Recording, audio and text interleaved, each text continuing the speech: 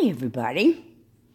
It is October 23rd, 2018 at 4:08 p.m. Central Time.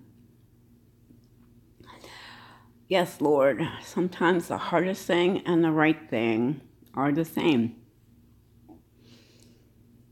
Ever have that problem? Yo? The hardest thing for me is to ask for help. I'm a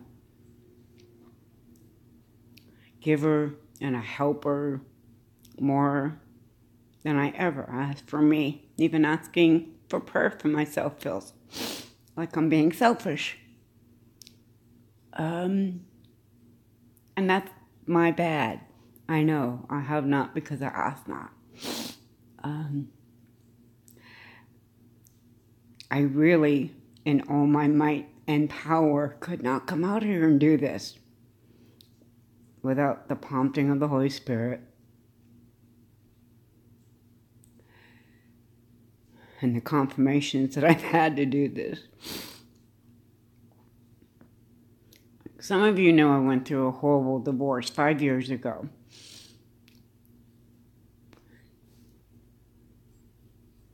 But I do believe it was from the Lord, or of the Lord, as, well, I don't want to get in my flesh, and there's a long story short. I lost it all, but gained it all. Jesus. But I thank you, Milo, for that confirmation.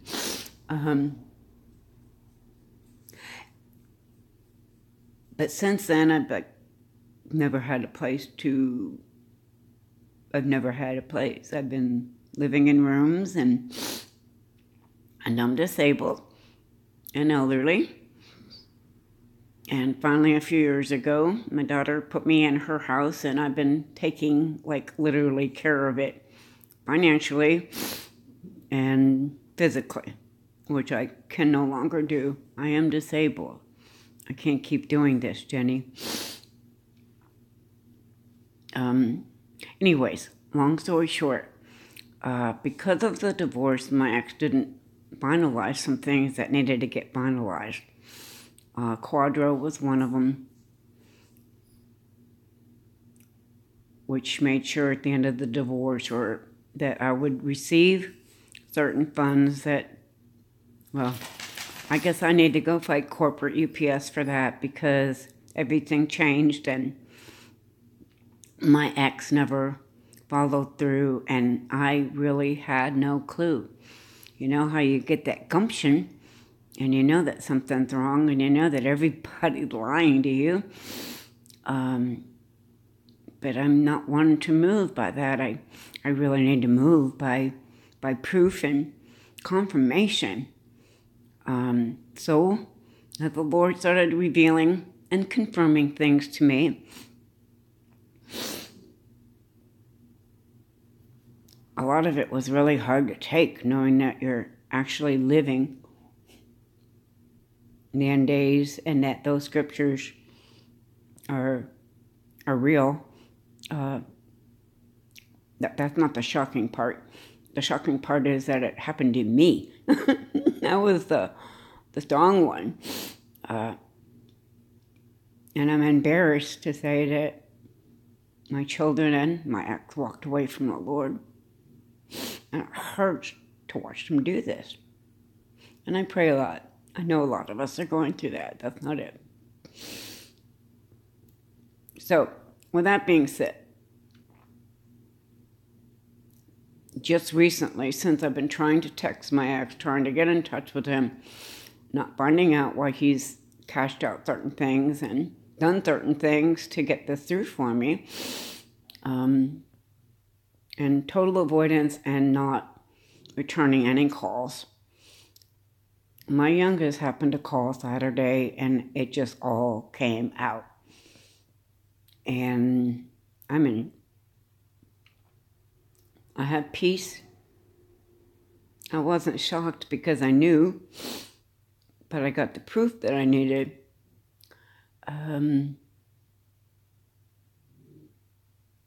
And she helped.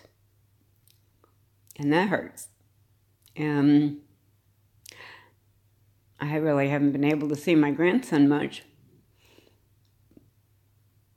And I've been selling any possessions that I do have to eat. And I don't mind that at all. I have no problem with that. I have no problem giving it away. And I have.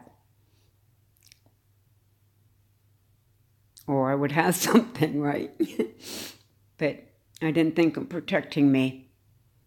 Well, I guess that's not the way to say it either. It has nothing to do with protecting me. God is my protector. He's my source. He's my shield, and I know that. I don't know why he's asking me to ask y'all for help right now, because I'm in a real bad spot. I have nothing till the middle of next month, and then I have to somehow come up with an attorney and go in and fight all this that's mine, that I have to fight for. I'm tired of fighting. But that's also a distraction. So I'm still looking for Jesus, and I'm still a watchman, and I can't tear away from all that. But I do have to tend to some of this stuff. I haven't heard from my oldest, and I'm the one that's staying here in her home, taking care of her home and her animals. And she actually wants to see me for dinner tonight. So I would ask for prayer, because our relationship is not good. And I know by a vision that I had the other night of a little red convertible with the door open. I remember it was the second part of this occult vision that I had that I wanted to share with you, but I realized that it was personal for me. I think that there's still an open door there for her. For those who know me will know. For those that don't, I'm sorry. I guess I should just come out and say that she chose a lesbian lifestyle after being married to a man for 10 years. And has been that way for 20 years. And yeah, she knows. And yeah, I raised her. And yeah, it was there.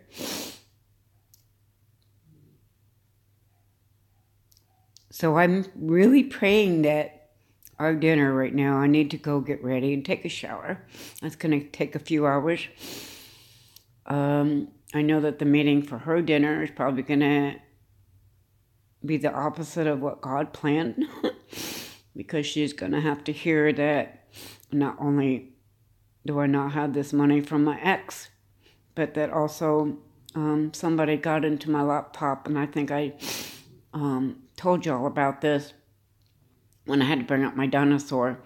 And watching it, nothing was showing up until this turnover. And even the small town bank that I'm in said that there was no way that they could have noticed it as well, or MasterCard, because of the quote switch and the ICANN. And because the company's overseas, I think y'all get that 877 number, or not all, but apparently people have. Anyways, that's that. So, with nothing in my pocket and trusting on the Lord, I pray. I'm just asking for help, and I don't know how to ask. I'm not a good receiver, and I don't want to cry and be my flesh, and I don't want to be emotional about this. I don't want anybody giving other than being led by the Holy Spirit out of any other reason.